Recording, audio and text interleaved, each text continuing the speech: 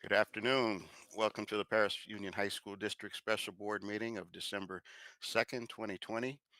The board will be respecting recent orders from the Governor of California, the Health Officer of the County of Riverside, and the guidelines for the Center of Disease and Control related to maintaining public health and safety at this time.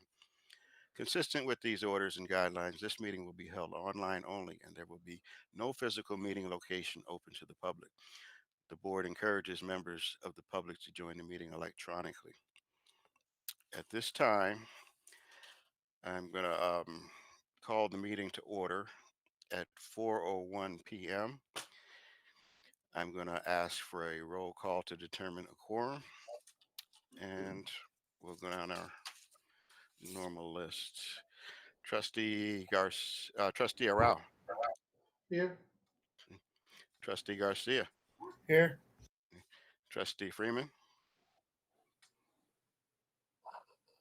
I know he's here. He's Here. Okay. Trustee Nelson. Here. And myself, Trustee Stafford here. I have established a quorum. There's no vote required for this 2.1. At this time, we'll move to an invitation to address the Board of Trustees on closed session items only if necessary. Are there any public comments on closed session at this time? No public comments, Mr. Stafford. Okay, thank you, Grant. So we'll skip the speech. And we don't have any closed session items for today, so we would skip 3.1 then. 3.1 and 4.1. Okay, so we're not going to closed session? No, we didn't have any items for closed session today. Okay. And we don't have anything, we don't have a consent calendar for today either, right? Right. We have there's nothing to vote on today. We have two presentations that we wanted to share with the board, because previously when the board talked about wanting to have the extra meeting is so the other meetings could be more done quicker, and we do more presentations during this special meeting. Okay. I just want to ask, just in case, if any of the board members have any items they want to discuss in closed session. I think that would probably be appropriate, rather than just skip it, just so we're sure that no one has something they want to discuss. So we don't need a vote, but if you have anything, speak up now. If not, we'll move on to item actually 6.1. Okay, 6.1 is the Pledge of Allegiance. Please stand for the Pledge of Allegiance. Okay. Okay. And ready, begin. I pledge allegiance to the flag of the United States of America and to the republic for which it stands, one nation, under God, indivisible, with liberty and justice for all. Okay, thank you. So at this point, we'll go to 7.1, which is going to be the beginning of oral reports. There was no 7.1 was report out of closed session. There is no report out of closed session. So we'll go to 8.1, revision, adoption, ordering of agenda. I don't think we have that either, do we, Grant? You still have to approve the agenda. Okay. Where's mine?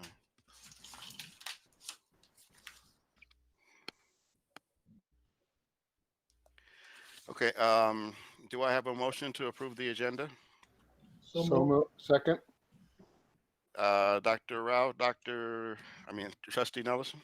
Correct. Okay. We'll go with an oral vote. Trustee Rao? Aye. Trustee Garcia? Aye. Trustee Freeman? Aye. Trustee Nelson? Aye. Okay. And myself, Trustee Stafford, aye. We can vote electronically now.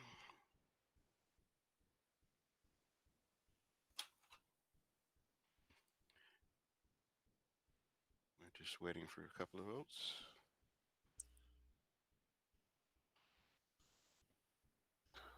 Hold on, my thing is not synced and it will not sync. I'm gonna log out of IC board and come right back. Hold on. Okay, Dave.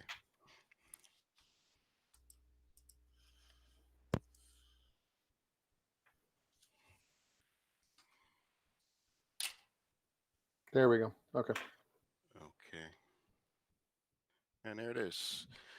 Revision 8.1, revision adoption ordering of agenda, December 2nd, 2020, passes 5-0. At this time, we'll go to 9.1, which is invitation to address the Board of Trustees on non-agendized items. No reports from the public. Okay. So no speech again. So we'll continue to item 10.1, oral reports, which is COVID-19 update. Yes, that'll be Dr. Newman. Okay.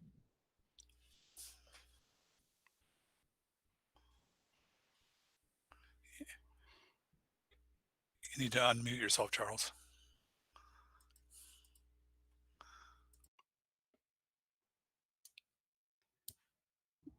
There we go. All right, sounds good. All right. Well, first of all, good afternoon, President Stafford, to the board. This is just our COVID-19 update that we want to provide to you. I think it was a request from the board not long ago, just to kind of keep you informed in regards to how just the numbers are looking in our local area as you are, called upon to make different decisions in regards to just different programs that we're offering. And so what we want to do today was just bring you some updates. As we look at the data, it's important just to realize that this particular data doesn't include Thanksgiving data yet. So wherever we are right now, it could look quite differently within the next couple of weeks. And so just kind of keep that in mind. I think on December 16th, we'll be bringing an additional report to you as well. But probably, I think with the sake of time and the decisions that are upon us that we need to make decisions, I think it's likely that we can update this and send it to you next week as well so that you can kind of stay abreast at what the current numbers are looking like. And so we'll go through this, and we went through this a few weeks ago, and we'll just provide just some updates to the number from the past, 2 weeks ago when we met. And so once again, in regards to the global cases, if you look at the left corner where the global cases are listed at 64, above 64 million. And then you can also see from we made a little note there, November 18th, the global cases at that particular time was 55.8 million. And there's a 2-week increase of about 8.3 million is what we're looking at. And so right below there, you'll see the November 18th US cases. In particular, in the US, we had 11.3 million cases at that time, and 2-week increase is currently 2.4 million. And that's over to the left top of that particular column, right to the left of that note. It's kind of difficult to see because of the size. To the right, you'll see November 18th US deaths, 248,995. That right there, and then you see the 2-week increase of 23,000 that's listed there as well over the last 2 weeks since we last provided the update to you. And so currently, up at the top right, it says the United States is still number 1 in cases of COVID confirmed, and the number of COVID-related deaths. In California is number 3 in COVID-19 related deaths as well. So that's kind of where we are, kind of on the global scale. If we go over to the very next slide, COVID-19 US cases by county. Top right-hand corner, Riverside County is currently 13th on the top 50 confirmed cases by county throughout the nation. And I think last time we were together, we were number 12. And so that number's changed. Down at the bottom, we kind of summarize current, just in red, current confirmed cases, 87,000, over 87,000 cases. November 18th, the confirmed case at that time was 76,000. So there's been a 2-week increase of about 10,900 cases in our local area. Then we'll keep moving. In regards to our current system and where we're falling on the state tier, you see the we are here sign in purple, and you'll see that the adjusted rate is currently 21.2, and that number needs to be, if you look at substantial, it needs to be between 4 to 7. So we're kind of far outside currently what we would need to even begin to move to that next tier. To the right, you'll see the current rate is 7.7, and that number is at the far end of the red tier, but it's the combination of both of those numbers together that basically places us in the purple tier. You have the November 18th numbers right next to it to kind of show you where we were. November 18th, we did see a spike last week, and we just updated these numbers today for you because working off the numbers last week, I want to say it was 20, the adjusted rate was 27, and the current rate to the right was 9.9 as of last week. So those numbers changed. They dropped down this week in particular. So, but once again, we're waiting for the Thanksgiving numbers. Hopefully by next Tuesday, we'll get an update and kind of see if there has been an impact with the week of Thanksgiving that we were off, and also, you know, many people traveling and mingling with different groups of people. On the next slide, we have the Riverside County COVID-19 cases. It kind of gives you an overview of just the local health system. And you'll see that the total tests that have been conducted in Riverside County, you see the total confirmed cases. That number will be different from the previous slide that was from Johns Hopkins, because that number was pulled just recently. This number was pulled as of Monday. So the few days is kind of throwing the number off. But you got the 84,000 confirmed cases, 600 currently hospitalized. You know, you see the number of deaths and recovered, and then you also see those two adjusted case rate as well as the positivity rate listed there that keeps us in the purple, and we're widespread at this particular time. And then there was a request for just our local area just to be able to see. And so what we've done is we've added a column from when we presented this information to you last time on November 18th to just show you what that increase has looked like over the past few weeks, so you can see the comparison. And so currently you see in Perris and Menifee, you'll see what those numbers are. And then on November 18th, you'll see where we were, and then you'll see an increase. That increase shows the number of cases that we have added to that number since the last time we were together and presented this data to you.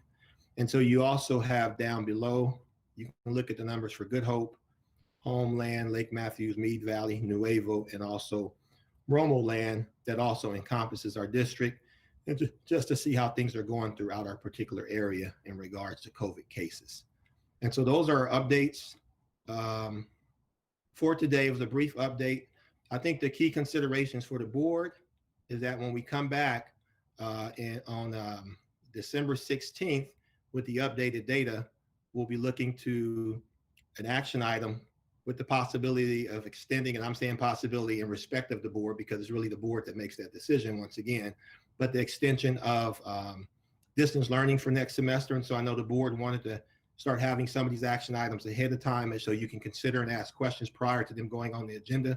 So the first one was just the extension of distance learning for the first 6 weeks of the second semester. So that's a key consideration coming up. The other one is the expansion of the specialized cohort pilot programs. And so currently we're offering them at 3 locations currently we're offering them at Perris High School, over at Heritage, and then also at Paloma Valley High School. But if we are going to extend the possibility to offer some of those options at Pentecostal Middle School, as well as the California Military Institute. And so those are discussions that will be coming up. And so we wanted to kind of front load the board in regards to what the data is currently saying, but also give you time to reflect and then ask any additional questions that you have. But also over the next few weeks, we can provide you any additional information that you would like prior to making those decisions. So that kind of concludes our presentation for today in regards to just our COVID update. And I'll take any questions at this particular time if we have any.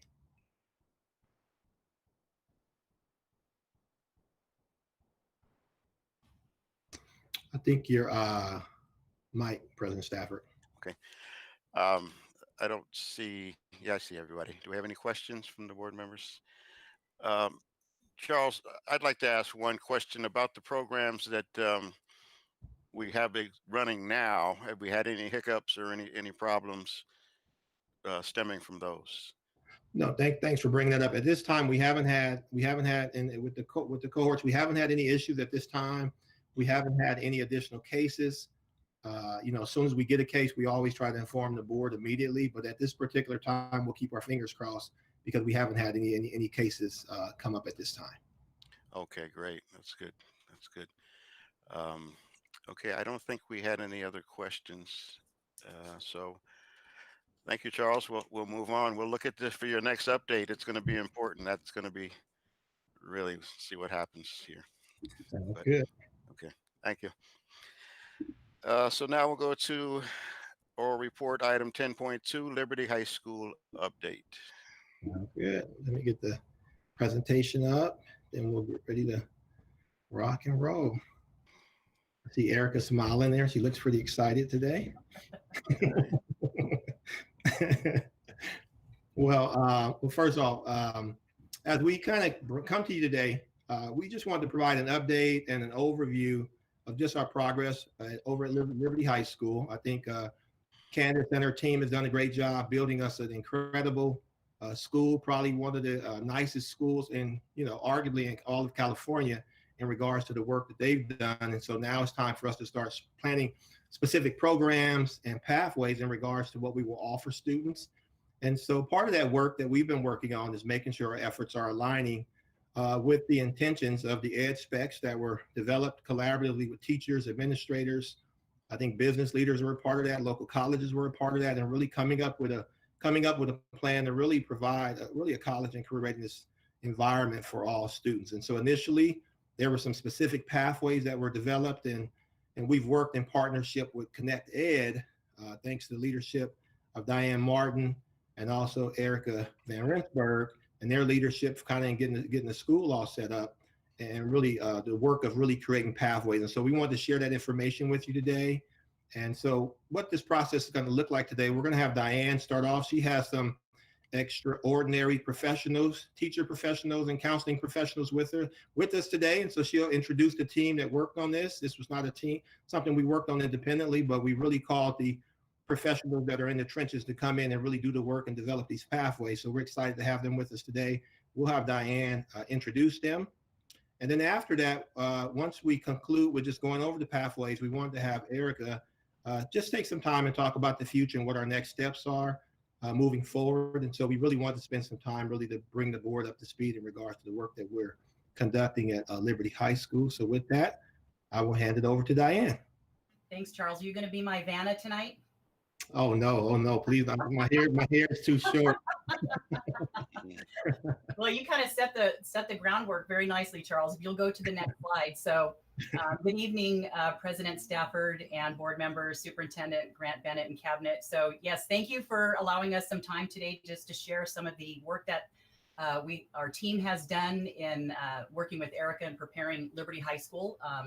So part of the work that we're doing with ConnectEd is really developing and implementing a Pathway Design Institute. So we did that early on. Our teams have spent at least 15 hours collaborating and providing some guidance and development of our pathways for Liberty. So I just wanted to set the context and some of the outcomes when we were looking at creating this institute and identifying some of the participants that will be serving this pathway design team. So I'm not going to read verbatim, but you can see that we really kind of had a cross section of folks that served on 4 different schools to be able to create a pathway with their expertise. So when we looked at the expected outcomes, really our goal was to not only establish the norms and expectations, but also to review student outcomes and to address some equity gaps. So our goal was to envision Liberty being a whole new learning experience for students. And so the team spent a lot of time reflecting on their pathway, their industry expertise, as well as their content expertise. And so part of the work that they did was to identify and refine the themes, and we'll present that on the next slide. Each of our teams came up with a vision and mission statement for each of the pathways that were specific to those different schools, and also the different learning experiences within those pathways. Part of the work that we did was developing programs of study that not only included the academic courses, but technical courses. And part of the linked learning process is really embedding the college and career piece with work-based learning so that all students really have a full range of options for post-secondary, and also opportunities for articulation and dual enrollment credit. So part of the work after the 15 hours that the teams created were PowerPoint presentations, or what we would refer to as marketing material to recruit teachers and students, also as a platform to inform parents on the different schools that we're going to be offering.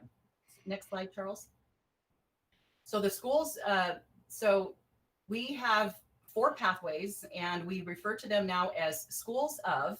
So we have the School of Business and Entrepreneurship, the School of Engineering, Innovation and Design, the School of Public Service and Leadership, and the School of Health Sciences and Medical Technology.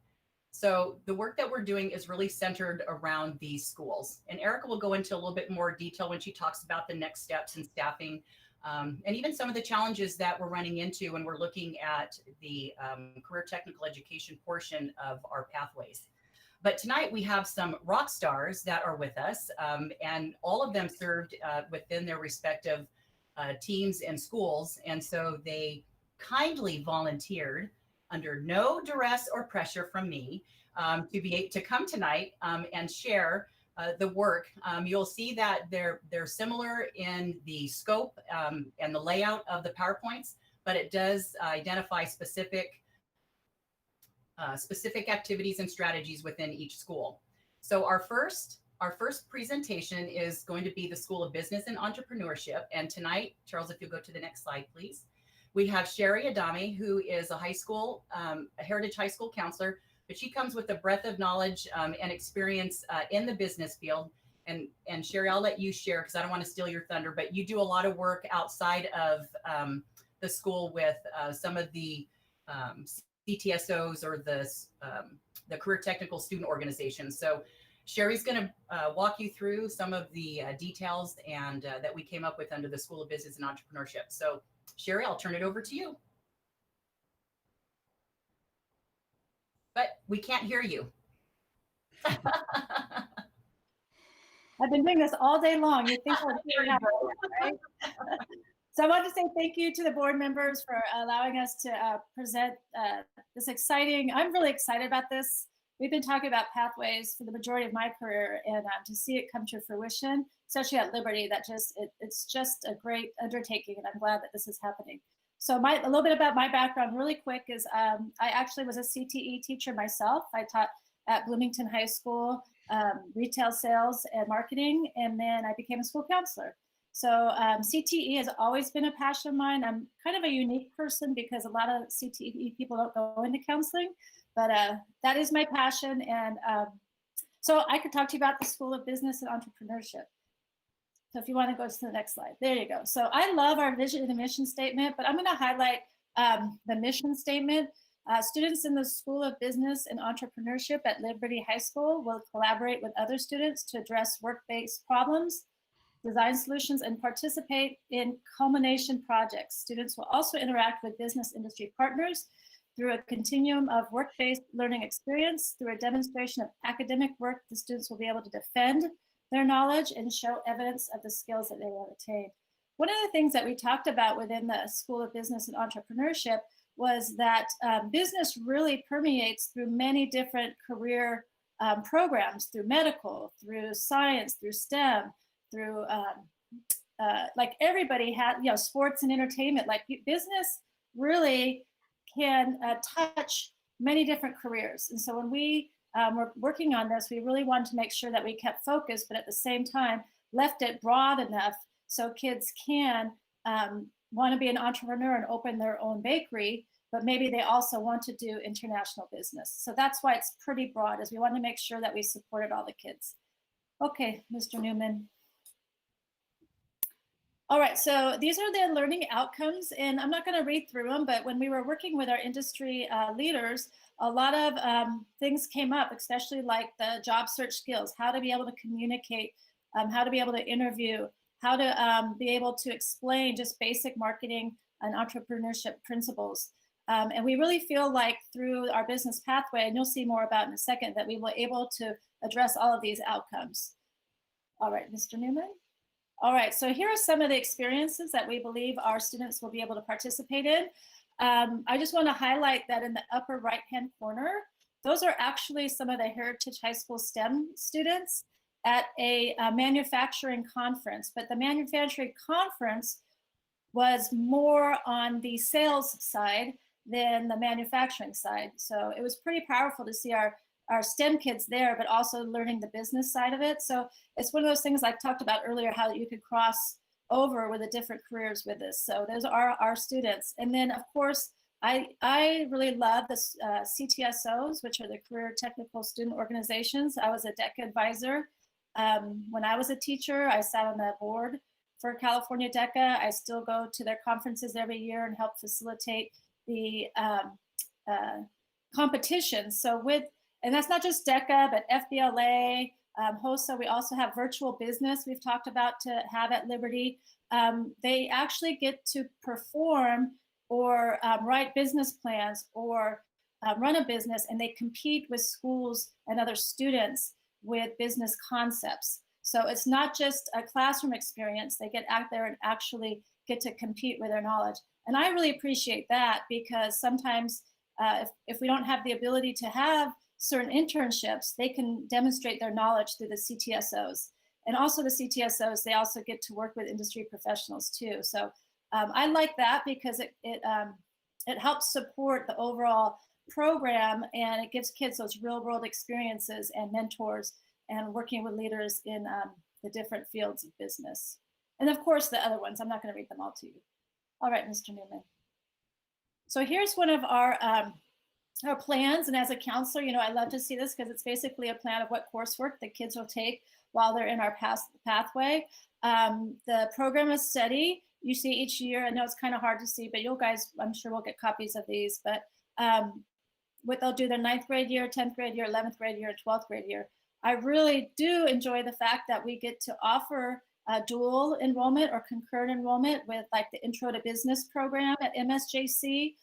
So they can start taking the MSJC business courses their junior year as well as their senior year. And the benefit of working with MSJC with this is MSJC has a 2x2 program with Cal State San Marcos. So actually MSJC students can earn their bachelor's degree through MSJC with a partnership with San Marcos. So it really sets up our kids that want to continue the 4-year university, that they can start that path while they're in high school. They can take their English 101, but they also can take their Intro to Business and their marketing classes too. So I really appreciate that, because then if a student wants to go straight to work or straight to a certificate program, it also allows for that. So it allows for both the 4-year as well as the certificate program.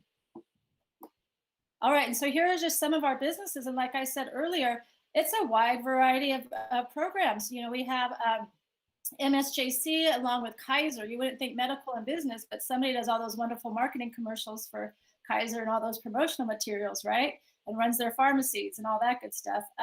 Also, you have realtors, you have Department of Water and Power. We have the Wedgwood Weddings in Menifee. Actually, one of my old DECA students at Bloomington is one of the event coordinators at Wedgwood. So it's kind of neat to see this, but I like the fact, and of course we have our long-term partners like Sizzler and the Rancho Physical Therapy. Like those are ones that we can continue to nurture and continue to have support Liberty. All right, so here are some of the expectations. And Diane, you know, you talked a little bit about this too at the beginning, so I won't highlight, I won't go through all of them. But you know, one of the main things that we really want the kids to do is to be able to effectively communicate, be able to do mentorship, work with people in the community. But how it also benefits the employers is the employers will have trained individuals. They'll have a pool of candidates that they can hire. In fact, that was my background. Those of us that are old, I was a manager for Miller's Outpost for 10 years before I started teaching. And I actually had CTE students doing internship in my store that I would hire. And then that's how I got connected with DECA, and that's how I became a teacher. But you get a pool of students that, you know, you can train, and it's actually quite nice because you get to know them before you actually physically hire them. So it's a benefit for the employers too. So it's really a win-win with the community, because you're building that community program as well as producing students that are ready to enter the work world. All right, so this is just the continuum. So basically it's the different levels of awareness through training. So you could do it like freshman year, sophomore year, junior year, senior year, but really you can, it depends on where the student falls in. and where they would land is how they would be exposed to different things. So of course, you know, that earlier on, career interest inventories, career fairs, involved in CTSOs, field trips, things like that. And then you just slowly move up the continuum. And of course, at the end, we have the virtual enterprise, the work experience, on the job training. So I don't like looking at it at a 4-year plan. I look at just where they're at in their exposure, because you might get a kid who's already exposed to industry because of their parents are in that industry. So they might come into you at the preparation stage or at the training stage. And I think that's what's so fabulous about doing this at Liberty is we can serve all those kids no matter where they're at on the continuum.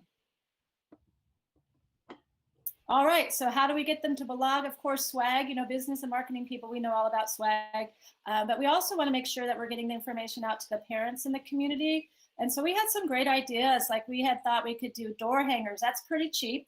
And in the back of the door hangers, we could put the different programs, not just the business program, but the different programs offered at Liberty. And then we could go out and do that and talk to the parents. Make sure that we're clear on our goals for the parents, for the students, so they understand what our goal in the business and entrepreneurship pathway is. And then of course, working with the feeder middle schools, make sure you have walk around activities for students to come onto campus once Liberty, which is gorgeous, is being finished. And then of course, make sure you keep the community and the staff involved, because staff involvement is going to be really important too. And that's it for business and entrepreneurship. Thank you very much for letting me present. Thank you, Sherry. And I don't know if we want to take questions now, if anyone has any questions, or wait till the end. Probably a little bit through each section. So Okay. any questions on this particular section? If everybody can hear. Okay, well, we'll keep moving. All right. Okay. Thank you. Okay, thank you, Thank Sherry. you. Thank you. Very much. So our next School of Engineering, Innovation, and Design will be presented by Sandra Arguello. She's a math teacher at Paloma Valley High School, also our PLTW engineering teacher as well. So she has been an invaluable asset to this whole process for this particular school. She's had a few years of experience under her belt working with PLTW engineering. So I'll turn it over to Sandra to go ahead and walk us through this particular section. And Sandra, please share a little bit more about, I know you also carry a CTE credential, so please share just a little bit of your history as well. Thank you. Good evening, everyone. Thank you for having me join you tonight. So like the other teachers were mentioning, it's very exciting to see this new school being built, and I'm very happy to be a part of this whole process because the school is going to be very amazing. Currently, I am teaching the engineering pathway over at Paloma High School, and I've also been teaching mathematics for over 16 years. And I think they kind of go hand in hand, because really, truly, like the engineering, it's basically you working out all the details and working out all the math and science to create these really creative and exciting projects. For Liberty High School, we helped to write out the mission statement, the vision statement, and also come up with the name, which is School of Engineering, Innovation, and Design. And we want students that are a part of this program to be excited and to really leave with connections, with a sense of pride, and also a lot of experience and exposure to these types of, because that's the one thing that when you go off to college, you see that people don't follow through because they're afraid of the technology, they're afraid of the math and science. But when they're involved, they see that it is a little bit of a struggle, but it's definitely worth it and it's doable. And working together and building those relationships will help the students persevere and then get to their goal. This was our mission statement that we came up with as a team. It reads, students in the School of Innovative Design and Technology at Liberty High School will work together with other students to tackle problems, design solutions, explore artistic expression, all while participating in projects. Students will also interact with business industry partners through a continuum of work-based learning experiences and client-based projects.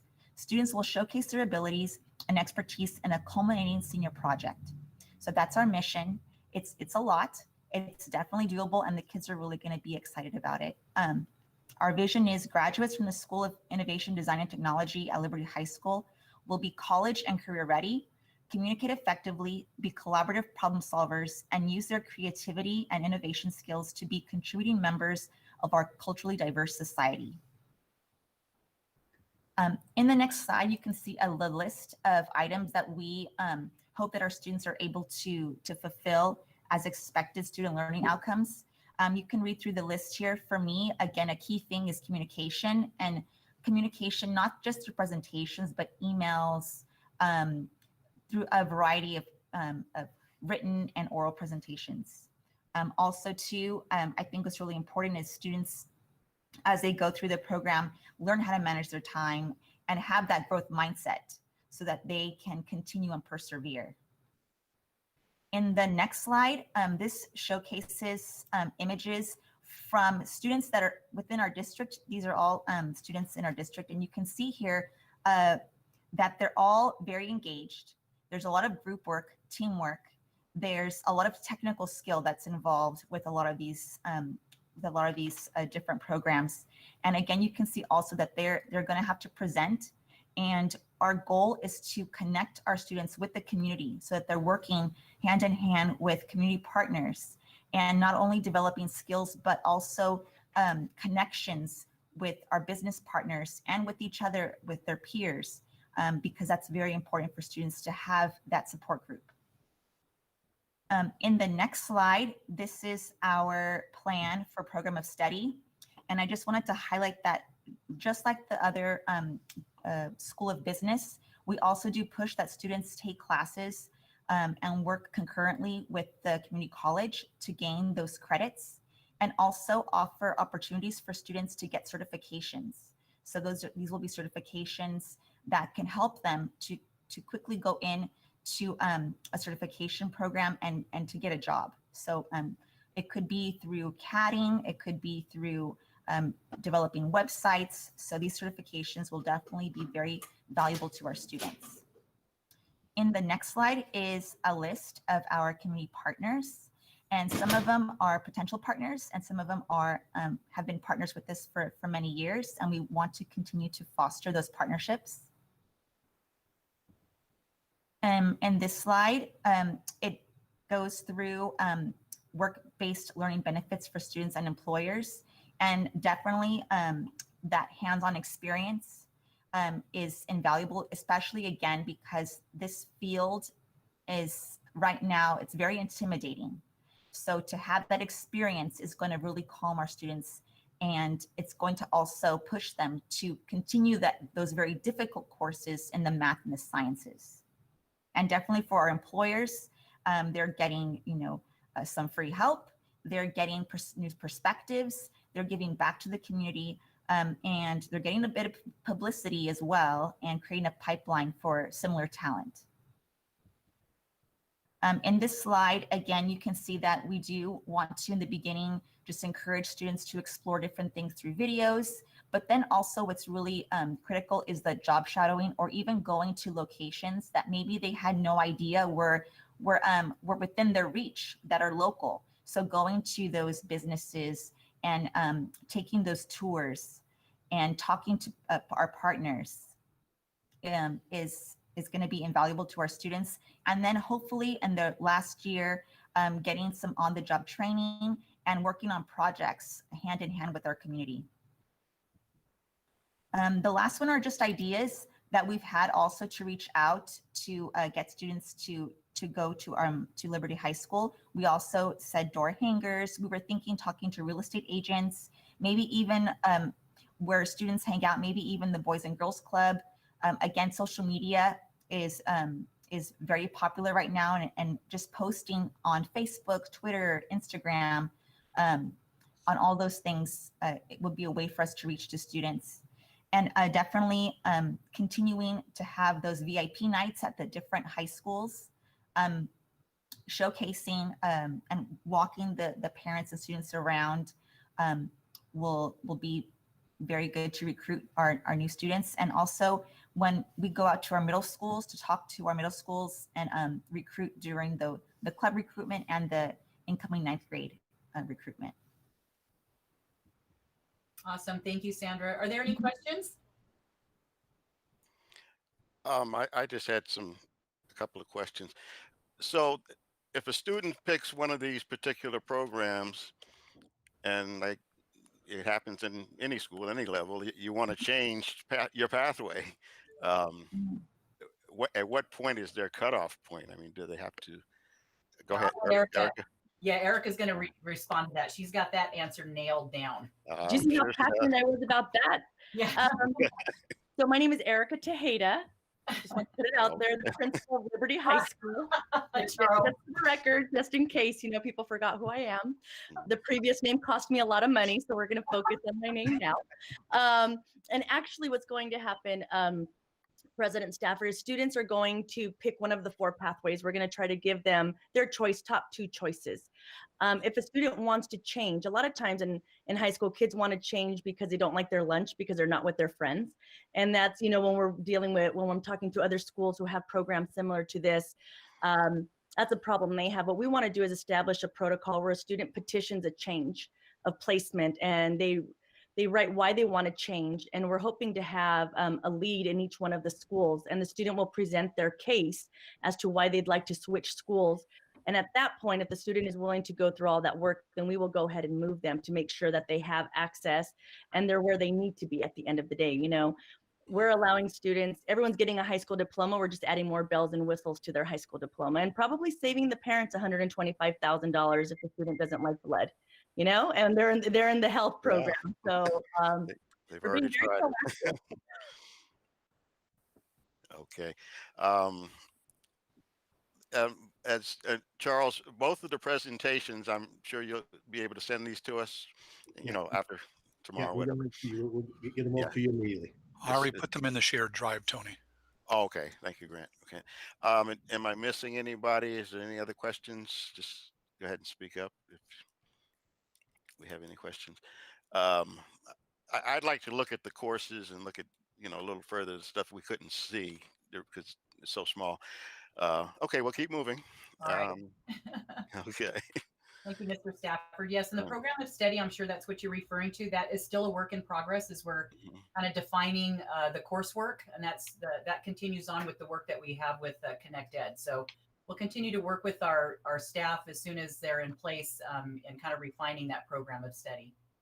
Okay. So I'll go ahead and introduce our next School of Public Service and Leadership. We have Sal Cortez, who's our Heritage High School CTE teacher. And Sal, please share a little bit about your history. Sal was one of our county teachers through a contract that we have with RCOE. So he brings a lot of industry experience with him and the classes that he's teaching currently at Heritage. So Sal, I'll turn it over to you. Awesome. Thank you, Diane. Thank you, Board of Trustees. As Diane said, my name is Sal Cortez. I am the CTE instructor for law enforcement occupations at Heritage High School. I'm employed through the Riverside County Office of Education. Again, this is my 2nd year at Heritage. Prior to that, I worked for the Riverside County Probation Department, various tasks. So I was assigned initially to institutions, working in our juvenile halls, and then eventually promoted out to Deputy Probation Officer. And I had various assignments in that position, including task force, where I got to work with Riverside PD, Corona PD, ATF, things of that nature. So got to do a lot, and it was a lot of fun. And again, I made a career change, and here I am. So again, this is the School of Public Service and Leadership. We wanted to focus on trying to draw in students of all genders, all backgrounds. And we were worried about the leadership because we don't want people to think, when you think leader, predominantly male, etc. So we want to be all inclusive. We don't want to focus on just the law enforcement aspect of it. We also want to focus on government and just being a leader by actions and through actions. So our vision statement was: graduates from the School of Public Service and Leadership at Liberty High School are leaders who serve with integrity, dedication, and who work in partnership with the diverse members of their community to problem-solve solutions that provide a positive change for their communities. The mission statement for the School of Public Service and Leadership is: students in the School of Public Service and Leadership at Liberty High School will work collaboratively with their peers and industry partners to explore the unique aspects of public service. Through project-based learning, students will problem solve with others as they practice integrity, dedication, and effective collaboration. Through work-based experiences, students will interact and communicate with people of diverse backgrounds and situations, demonstrating respect and empathy for others. Through their learning of theory and practice, students will make positive contributions to their community. So we want to set that example of what a leader, what is expected of a leader dealing with the community, especially in the times that we're living in, and showing the community that we actually are working with them and not against them. For our expected student learning outcomes, we utilize the PUHSD graduate profile, which includes students who graduate from the district will be scholars, persevering goal setters, creative and critical thinkers, well-rounded and emotionally intelligent and global citizens. And what that means to us is these students that graduate from the School of Public Service and Leadership should be able to access, read, analyze, and interpret a variety of text, documents, forms, reports, etc., and also be able to respond orally and in writing to articulate their opinions, right? We want them to be able to complete tasks, take initiative, stay motivated, demonstrate communication skills, right? As a leader, having tact is important, and just those overall leadership skills. Also be able to filter through any challenges or life situations and be able to problem solve. Here's the different types of student experiences. We came up with this graphic organizer here that kind of highlights each area, including student outcomes, where they can apply academics to real life. So giving them hands-on experience, what they're learning is what they will face if they decide to pursue a career in public service and leadership. The program of study, personalized for the pathway, including creating a portfolio that they can carry with them throughout their high school career and as they enter the workforce, shows what certifications, et cetera, that they have obtained.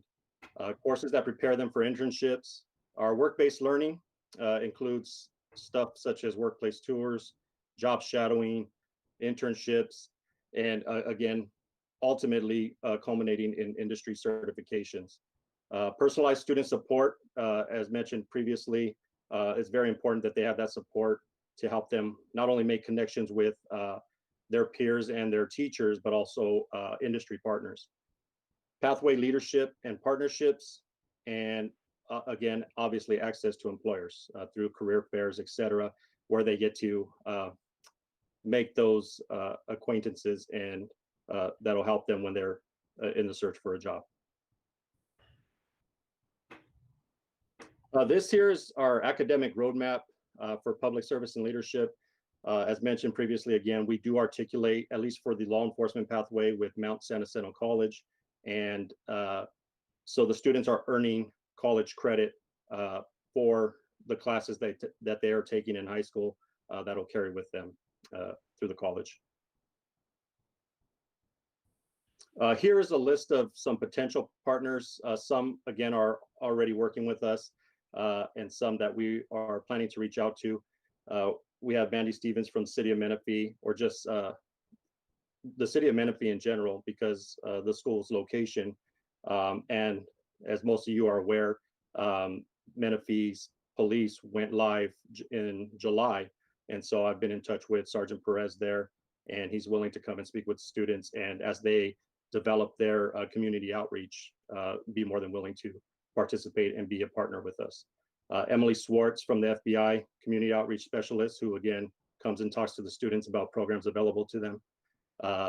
We have UCR, both Annette Webb and Casey Wilson, for different programs, including CSI.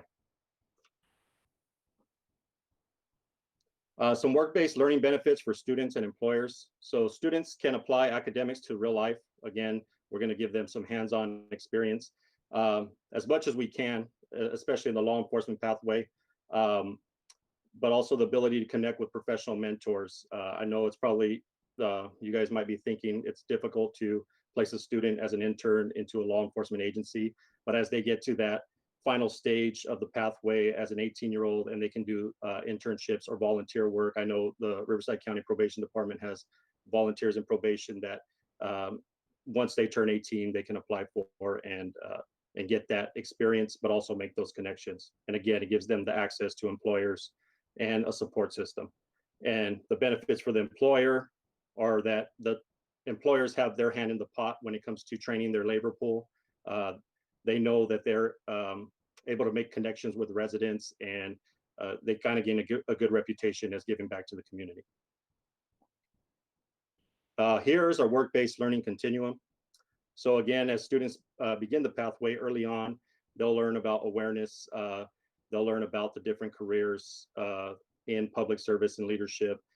As they move forward in the pathway through exploration and preparation, they begin to do job shadowing, interviews, maybe do some projects about the business partners or with the business partners, and maybe possibly internships, until ultimately that culminates in the industry certifications and internships as they're at the higher level.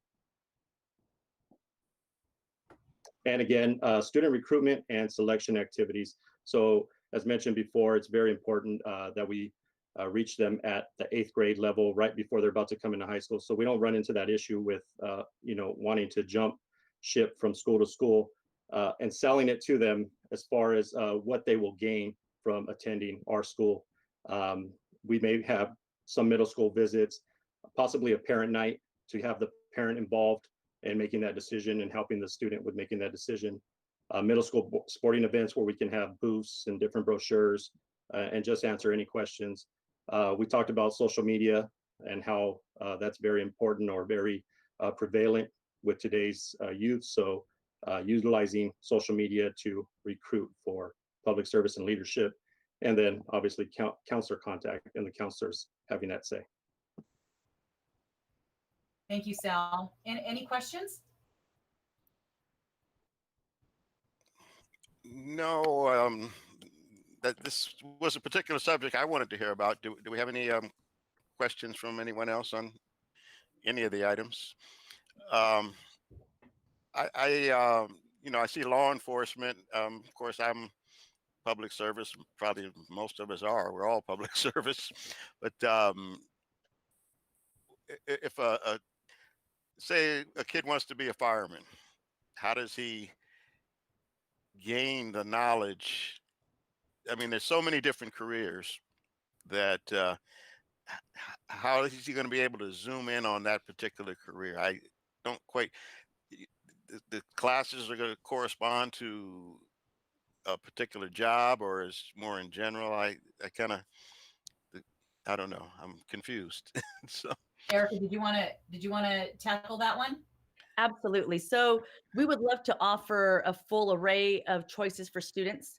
And with the School of Public Service and Leadership, they're learning leadership and they're learning different programs. The student wants to be, within the fire department, that we can create a pathway after school for that student to be, like the sheriff department has an explorer program. The fire department also has different avenues for students to participate in.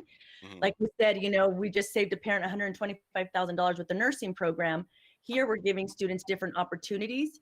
And if they would like to go into fire, and what we're offering is law enforcement, we can create those community partnerships with the fire department in our area where students can go after school and probably learn the trade and do, some kind of activity or community service within the fire department.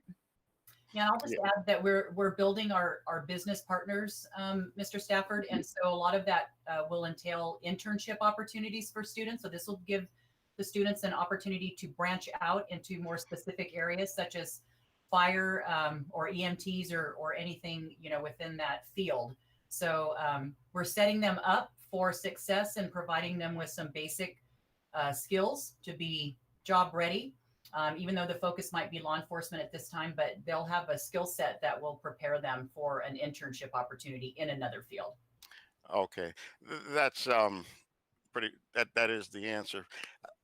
I was just concerned about equity, where a kid would come out of his neighborhood to come all the way over to Liberty, and he has in his mind one particular course. He wants that. That's what he wants. And but that sounds like you have it covered. They'll have the general knowledge and can focus in on the other programs that will get them there. So, Yeah. okay, thank you. Okay. Thank you. All right. So our next School of Health Sciences and Medical Technology, Velma Barrows, who's our Perris High School science teacher, also CTE teacher, phenomenal medical assisting pathway at Perris High School that she's been involved with. When I was there teaching at Perris High, she's still plugging away. Great following, and also doing adult ed, but I don't want to steal too much thunder, Velma. So share a little bit about your experience, and then we'll go ahead into this last school. Hi, everyone. I'm Velma Barrows, and thank you so much for having me in presenting for the School of Health Sciences and Medical Technology. In terms of my background, I've had about 10 years working in the hospital and working as lab research at UCR. And the rest of the years, almost 20 years teaching Perris High, and about 15 years of doing the medical assisting program. What I want to say is I do think we definitely have the experience in our district, just working with Diane and other partners at the district level and even at the school, that we can maintain a successful program because we have. And so we have a lot of experience in doing that. And I know, just testifying for the medical assisting program, we've been able to sustain a program for 15 years successfully. So I know that we have the potential, we have the roadmap, we have the know-how to be able to put this together and to be able to transfer this to Liberty High School. I have no doubt that we'll be able to do that. So if you would forward to the next slide for me, please. Thank you. So we've decided for our vision is graduates from the School of Health Sciences and Medical Technology at Liberty High School will provide compassionate and competent care, communicate effectively with patients, and provide as well as ensure delivery of optimal, professional, and innovative healthcare. And this is coming from a background of this is what we have experienced that employers are looking for. So again, equipping our kids to be able to do that. Next slide, please. So the type of experiences, and these are actual pictures of our students involved in our program who have been doing a phenomenal job in terms of having a year-long, which is very unique, a year-long worth of hands-on experience, both front office and back office, and just in a variety of ways of learning. So doing online, electronic, as well as hands-on labs, getting a full range of experience in addition to, at the culmination of their program, being able to do 180 hours of externship. So the equipment, the teaching in class need to be very interactive, as well as hands-on, and using a variety of technology. And we've been able to do that in the current program. The medical assisting program currently has about 4 different certifications, as well as having articulation agreement with and dual enrollment status with Mount San Jacinto College. And so again, all of those are in place for our students to be able to experience the medical field, literally hands-on, and be able to transfer that knowledge into employment as well as college. Next slide, please. So again, just an overall of the pathway, this is how it works. Students, of course, are expected to meet all of their obligations in order to graduate from high school. So they get all their coursework, and that's more like to the left-hand side. And then there's the pathway. So it's really important that those pathways are have some flexibility. I know currently in medical assisting, it's worked where their students can enter as freshmen, as sophomores, juniors, and seniors. There's a possibility of completing the program in 1 year or 2 year or 3 years. So having the flexibility for students to be able to enter at different points, and also having courses like where students are able to double dip. So they're not just working on their high school diploma and a whole nother group of classes, but there are times when there is a double dipping. So for instance, anatomy physiology is a class where students are able to meet their high school requirements as well as meet the requirement for the program. So it's not a tremendous overload on their path. So again, many points of entry and options for being able to complete it, as well as, if possible, areas where they can double dip. So maybe in engineering, there's like math classes that they can do. So they're able to use some of those courses that are required for their graduation as part of their certification as well. Next slide, please. We currently, so I'm speaking more from a point of a place of celebration of success of what we have already done and that we can continue to do. So currently all of the names that are listed here are current partners that we work with, and we've had industry partners that preferentially hire our students. They literally call and say, we have pretty well trained students and they would like for them to do internship with them. And many hires in Perris are literally out of Perris High School programs. So many of the medical assistants in a variety of the urgent care facilities and clinics and so on, they literally are high school graduates, and I'm really, really excited about that. So an important thing when we're considering internships is location. So we're looking at high school students who are committed to finishing their coursework, as well as complete internship. So again, locations, if they have to travel an hour to get to an externship, that's an hour being lost for them. So again, looking locally to find as close as possible where students can quickly get to their internship so they can use up those times in internship and not in traveling. Next slide, please. So again, students are working in a variety of settings so they gain experience through, because there is a built-in externship program, we do have students who will job shadow and just looking at other careers. We try to expand their thoughts into what other options after medical assistant they can do, how they can become involved in other medical programs, the pathway that can be taken to go into other medical programs. So again, for the students, it's a tremendous benefits. Students are actually using some of that knowledge with helping family right away. They are able to learn about their own bodies and about medical systems.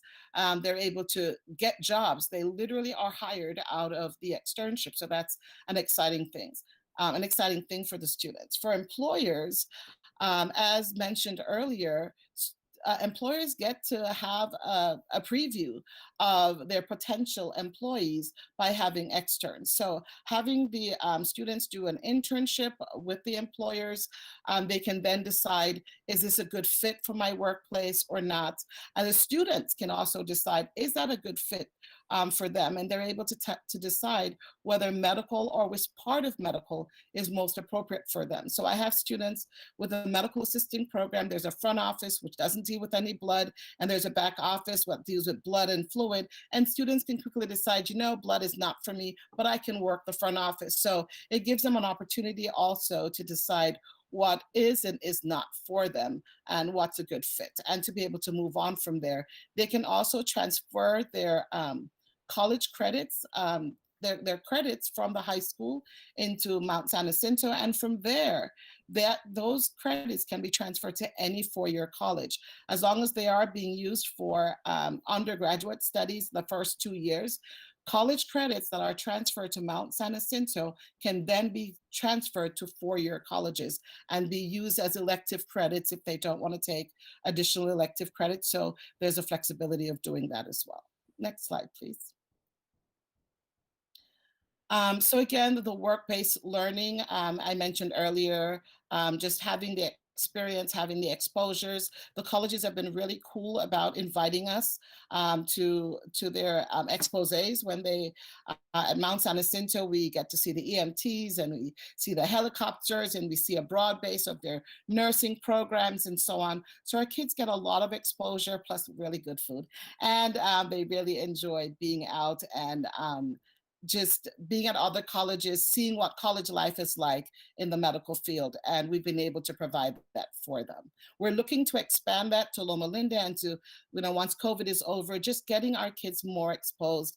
They really, really enjoy being able to see other places. And I think what CTE does, which is one of the most important thing I think that CTE does, is it opened doors that students are not able to open for themselves. It's very hard for them to walk into a urgent care and say, do you have an opening? But when we're able to send them to that urgent care as an intern, they have an excuse to get in that door.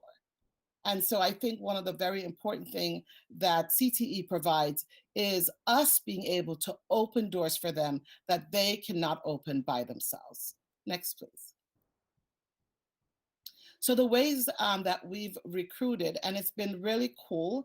Again, students, my students, for instance, are required to wear scrubs, and that's quite an advertising tool. They've been able to design their own Perris High scrubs with their logos. And so other students just ask, why are you wearing that? And there goes an advertising for the program. So they are required, again, because we're teaching them professionalism, they're required to wear them to class during lab sessions, and we have lab sessions every day. So of course they're allowed to wear them.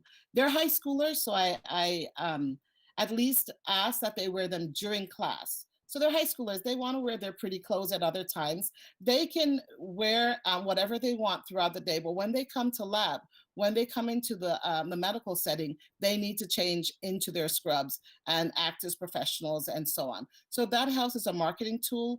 We actively participate in any kind of advertising and outreach. We also participate in the city when they have health fairs. Our students are out there working in collaboration with Loma Linda and other hospitals and clinics. So they're, again, getting exposures. They're even being asked about jobs, job offers, and so on. So they're able to interact with the community. We try to open house. Every chance we get, we want to show our colors. So we definitely advertise and make ourselves available. And all of the cool tools that we use, we're able to show parents. I think a very important aspect of CTE is attracting parents. And we've proven that we can do that, because out of a Perris High medical assisting program for high schoolers, we now have an adult program, which means that the kids have been able to advertise to parents, and also parents have had a high interest because of the program. When they have a high interest, they're more likely to send the kids to that particular school. And we know they have a high interest because they themselves are coming to the program. And I think that's another big part of CTE, is being sure to communicate with the parents, make it attractive for parents, let parents know what they're getting out of it. They're getting a saving of $125,000. Their kids are able to have a career job as a medical assistant while they're in a four-year college working on a college campus clinic. So exposing parents to the benefits that they can have out of it is a very key ingredient in sustaining the program, having support for the program, and having kids come to your school. And I think that wraps up your portion. That's for me. Thank you, guys.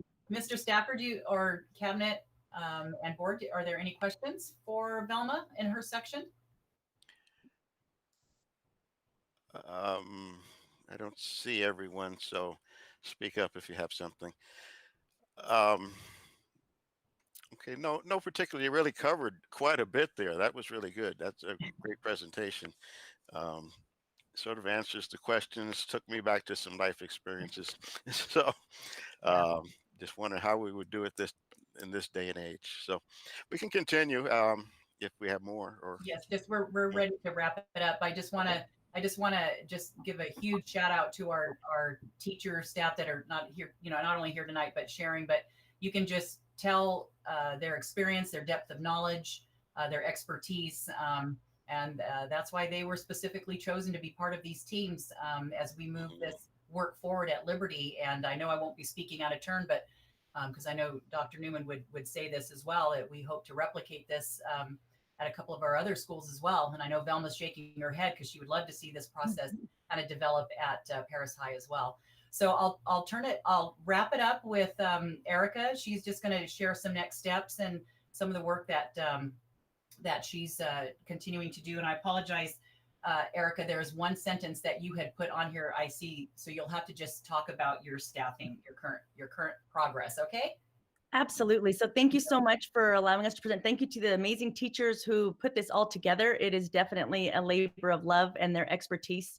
And I've always said you don't need to know how to drive the bus. You need some good bus drivers, and they're amazing at driving this work. So I'm very grateful. I wanted to share with you that I am in the process, or nearly ending the process, of meeting with all the teachers who asked for a transfer over to Liberty. We had over 113 teachers ask for a transfer. And so I'm nearing the end of those meetings with the teachers and working closely with both Mr. Bennett and Mr. Skorpanich in that process. The other thing I wanted to mention is we are working closely as well with the new superintendent of Menifee, Dr. Root, with Menifee School District, and she came over and toured Liberty High School the week before Thanksgiving break. And so for that articulation of how we're going to get into the middle schools, right? We're talking about our promoting and how we're going to do that. And so we have, meetings coming up to kind of plan and figure out what we're going to do for recruitment. Next steps is, I'm not going to read these individually, but since we have 4 schools within a school, each school has a master schedule within that school. So we have, everyone has access, and the classes are equitable for all students, regardless if they want to go into public service or if they want to go into the School of Business and Entrepreneurship. We want to be sure that all students have access to the classes. So we are working with Connect Ed, and they, within the process of designing, the Pathway Design Institute, we're also working with someone who has developed this master schedule with the schools within a school in multiple places, not only in California, but across the country as well. We also have a coach for project-based learning, which, is a thematic issues, the themes that we're going to carry across with the project-based learning, where all of the content areas come together and they work on a project within each one of the schools. And that's where the relevance comes in and the linked learning comes in for the students. So the district has, and thank you for approving it to the school board, it's a 4-day summer institute that will train our teachers on how to do this project-based learning within their schools. And then we'll provide feedback, and then we're going to build upon those. So every year we will have a project that the teachers can grow, but then that they can create as we move forward to create that relevance, again, like I said. And it's a college and career readiness orientation for new staff. This is a brand new program in our district. And so we want to be sure, that all of our teachers are up to date and know what the expectations are for Liberty High School, because we work for the students, and we want to give the students, the best educational experience possible, so that when they graduate from high school, we give them more tools in their tool belt to be successful. So, they will provide materials to myself, the district leaders, and then we will become the trainer of trainers per se within the district and within our lead teachers to train future teachers and future staff for orientation. So that's what I have to say. I thought I would make it pretty succinct. And if you have any questions, I am available. Okay, thank you, Erica. Do we have any comments or questions from anyone before we move on? Or I think we're complete.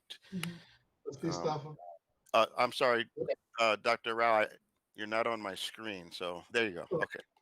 Okay, thank you, President Stafford. I don't have a question. I just gave a comment. I'm really impressed for the presentation. So thank you to, let's say, starting with Dr. Newman, Diane, for coordinating the process, Ms. Erica Tejeda as a principal, and special thanks also to the teachers who are participating, Sal Cortez, thank you, Ms. Adame, Ms. Velma, Boros, right? And I don't want to miss anybody. I think there are the 3 who are that I'm seeing here. So thank you so much for all your effort and your commitment to develop this plan. I'm really happy and really proud to see that our students are going to get this the new high school, but not only from the perspective of a new building, right? That absolutely state-of-the-art facilities that they are going to have, but also from the perspective of a curricular and academic new approach through the pathways and the careers. Definitely, there is no question about the great impact that CTE classes and they are going to have in our students, and they are going to prepare them to be successful once they graduate from high school. So thank you so much for this wonderful job in getting ready to receive our students next August, in a few more months, right? How many more months? Like 8 months, we can say, right? 9. Yeah, that they are going to be getting into this great new high school. So thank you, Mr. Bennett, for coordinating the process also, and all the cabinet members, because all of you are participating in having the opening of Liberty High School ready and to be successful for our students. So thank you again. Okay. Thank you, Dr. Rao. I just want to say thank you for the presentation and doing it at this special board meeting, because for me, and I'm sure everyone else, it allows us to focus more on you and what you're presenting. And we're not looking at a long agenda that's going to go another 3 hours, but we can really focus and hear what you're saying. And you really took me back to when I went to it was a trade school in Newark, New Jersey. So, and that's all it was. That's all it was. You got on a bus from your regular high school and went down to Newark. But you guys are going to do great, and I'm sure the students are going to come in droves. So, congratulations, and you guys, thank you for everything you're doing. Okay, if we have no more comments, we're going to move on, so we don't need. President, Mr. Stafford, I'm sorry. I'm Velma, sorry. raise your hand. Okay. Velma, raise your hand, Mr. President. I'm sorry. Velma raised her hand to speak. Oh, okay. Go ahead, Velma. Really quick, I'm sorry. I know you're wondering, how does this work in this climate? And as we near the end of the semester, I want to share as a teacher that I have not had to adjust my curriculum, change it, water it down, or make it any less. And the students have been phenomenal. They've been phenomenal. They're successful. Again, giving multiple exposures. We're still having students, even during COVID, who are completing their externships. So it works with or without COVID. It works. We've made it work. And I just want to share that and celebrate that success with you. Thank you, Velma. I've heard a lot about your programs and how good they are. So you have people that really support you and understand what you're doing. So I can appreciate what you're saying. David? Yeah, thank you. Sorry, I'm having network issues, but I would just like to thank Ms. Tejeda, because the week before Thanksgiving, I brought my family, and she took us on a tour, and I got a chance to meet the Menifee Elementary new superintendent as well, because I came in right after her. So it's really exciting to see everything that's going on in at the campus and how quickly it's going up, and all the different uses at that facility. It's going to be an outstanding campus when it's completed, and I can't wait to see all the amazing things that are going to happen there. So thank you to everybody who's been involved in the entire process. I really appreciate it. Okay, thank you, Trustee Nelson. Okay, I don't want to miss anybody, so I'm trying to look. Okay. So we're gonna wrap up. Charles, did you have any more? Are we done with the? Yeah, I think in the future we will keep you updated on just our progress, as Ms. Pineda just shared. So I'll fall on the sword that I pronounced her name incorrectly earlier. So, but I think as we go on, we'll keep you updated in regards to our progress. Like Erica was just sharing, our next goal is to get the teachers who are on the front end. Once she makes her decisions, we'll start bringing them in and also including them in the work, and keep you updated with the work that we're doing and the progress that we're making. Okay. Thank you, Dr. Newman. Appreciate that. So we're going to move on now to item 11.1, other items by the superintendent. The only thing I want to share is how proud we are of the work that the teachers have done, and Ms. Tejeda has done, and the Ed Services team have done to put these programs together to make a difference for kids. So maybe this is the type of program that's going to keep kids in school and want to be there every day. and being involved in something like this. And I just think that, you know, it's going to be the crown jewel of Riverside County, I think, with the programs that we have and what we're doing. And, you know, the board should be proud of that. Also, all of you were a part of us getting Measure W passed and making sure that we can put that that school in down in South Menifee there. So it's a great thing for the whole district. And that would conclude my comments, Mr. Stafford. Okay, thank you, Mr. Bennett. We'll move to item 12.1, which is other items by the Board of Trustees. So with that, I'll just go down the list, and if you have some comments or you can make them. Trustee Rao. Nothing else at this time, President Stafford. Okay, thank you. Trustee Garcia. I just want to say job well done. You know, we've seen this from nothing to a big something. And now from the big something, we're going to change so many lives.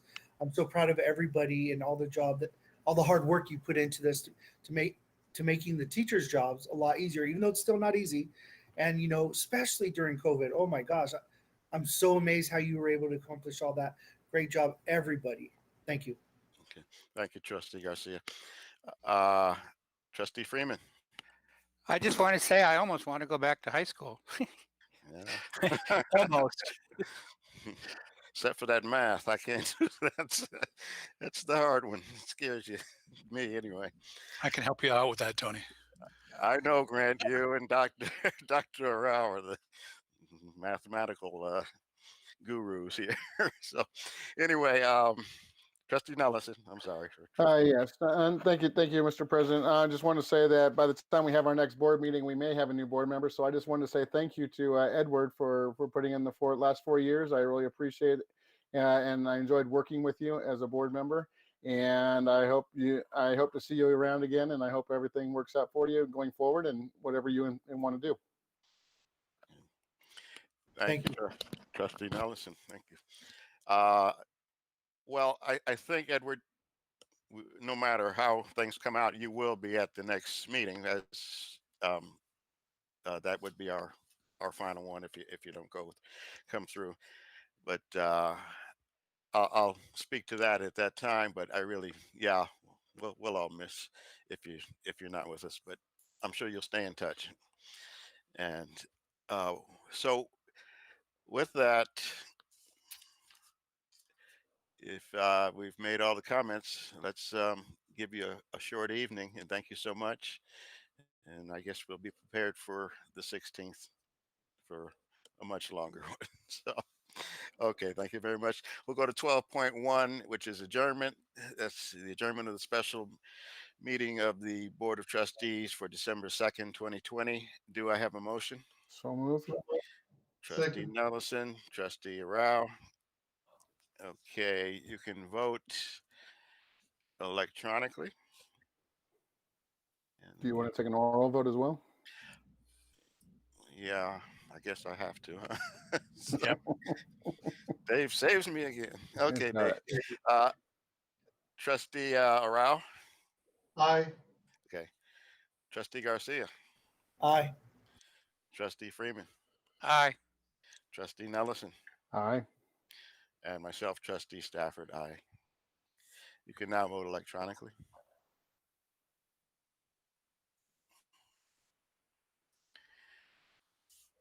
(12.1) adjournment passes 5-0. We now are adjourned at 5:23 p.m. Thank you, everyone.